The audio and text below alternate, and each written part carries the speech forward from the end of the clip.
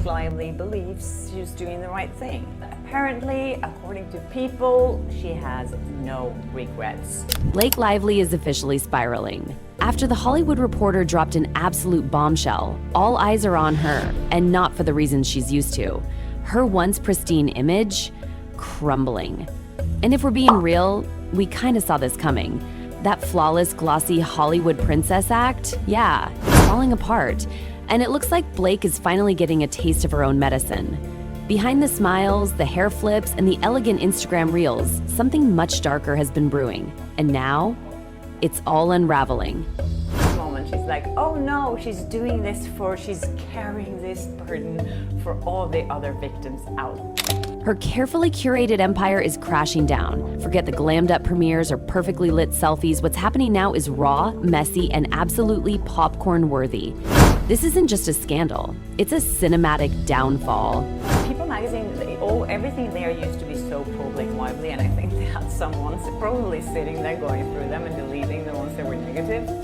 But here's the twist. The whole Blake's fighting sexism narrative, critics are calling it a smokescreen. According to multiple insiders, this isn't about standing up for women, it's about steering attention away from her own alleged toxic behavior on the set of It Ends With Us. She says he's been harassing her, and they bring in some team, and he says, whatever you want, I will do it or not do it, you tell me. And the tea is scorching. Sources say she turned the set into a nightmare, so bad that directors were pulling out stress balls and actors were texting their reps begging to be released from the chaos. Negative press swirled around her during this whole, like a month, right? Later, she would describe this as though it was the pile-on against Trump. Honestly, it's like, most of us, especially in Republican politics or the news, this is called Tuesday for us. Now enter Justin Baldoni, her co-star and co-producer. This feud? Oh, it's not just some minor on-set tiff, it's turned into a full-blown war. Blake's team is smearing him left and right, painting him as unprofessional and incompetent. A little background on it, and then you will be obsessed with it. And I'll tell you, there's a reason why conservatives in particular are following this so closely. It makes sense to me. Right, so you know who Blake Lively is, right? But Justin, he's not playing the tabloid game. He's hitting back, and not with words, but receipts. Cold, hard receipts. Justin Baldoni did something very smart. He hired the lawyer who represented me in my fight with NBC News, which ended well. And baby, when you see his side, Blake's version starts looking shakier than a house of cards in a hurricane. See the truth, or some of these, at least Baldoni's truth, we see the other side of it, and that, at least according to him, and many people believe this, that she was the aggressor pretending to be the victim. One of the most explosive claims from Justin's camp is that Blake was culturally insensitive, especially toward his Baha'i faith. While her team cries victim, his team is calmly laying down evidence, exposing the inconsistencies in her storyline. How she goes back and forth a lot, and how she is like so happy and so like she doesn't care in photos, going on red carpets on SNL, baking donuts, and then the next moment it's like, oh, she's sad and she regrets things, and then the next moment she's like, oh no, she's doing this she's carrying this burden for all the other victims out. That whole champion for women image, it's getting dragged through the mud. Sure, it sounds empowering, but when Justin's side rolls out emails, texts, and witnesses that contradict everything she's saying, that image starts looking more like a facade. Actress who is mom of daughter James and Inez and Betty, plus son Olin, with husband Ryan Reynolds, has her children's best interests prioritized through the legal process. His defense is next level. Organized, precise, legal grade. It's not just a rebuttal, it's a dismantling of her entire narrative. So much going on in this world. I won't talk about all the serious stuff going on in this world because I think we have enough stuff to deal with that makes us depressed. Even The Hollywood Reporter wasn't pulling punches. Their expose painted Blake as obsessively controlling. Allegedly, her micromanaging strained nearly every relationship on set. Was she being a strong woman or a tyrant in heels? Thus, that Justin Baldoni claims she tried to take over his movie because she has a history of saying, okay, I'll be the star, but what I secretly want to do is direct it and edit it and produce it. And that sexist cartoon she got so upset over, critics are now calling it a distraction, a bait and switch to shift focus away from the far more damaging accusations of manipulation, power tripping, and contradictions. What does he say? Why? is he suing them? Meanwhile, Justin's damage control has been smooth, methodical, and backed by facts, while Blake's strategy leans on emotional appeals and teary-eyed PR stunts. Suddenly, Hollywood insiders are questioning everything. Is Blake the victim she claims to be, or the architect of her own downfall? They started spinning. I believe that they are going to be able to prove in court that this was personal Ryan Reynolds versus Justin Baldoni, all of the evidence. Justin's name, once dragged, is bouncing back, while Blake's star is dimming fast. And the drama? Oh, it's only just heating up. Out there that are watching, no matter what you do in life, you never, ever, ever go full Amber Heard. The conclusion here, I have said this since before, long before this ever broke out between her and Justin Baldoni. Blake Lively is not a good person. This isn't just tabloid mess, it's career-altering, legacy-breaking, and dragging everyone down with it.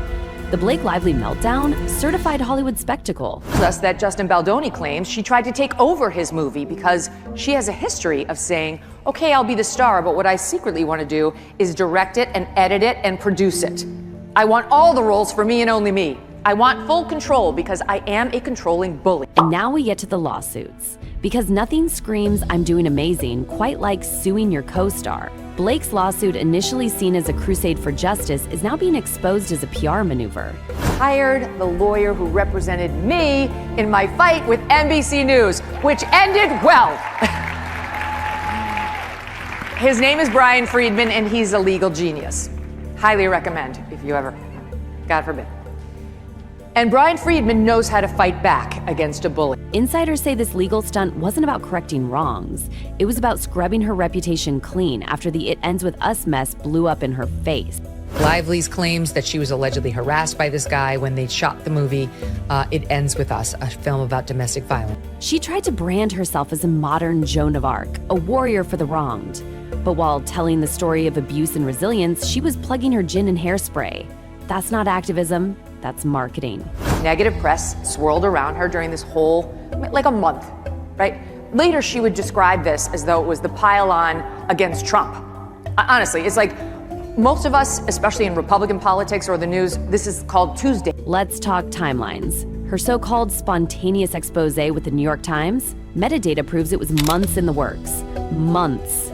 So much for in-the-moment bravery. This was premeditated imagery branding at its finest.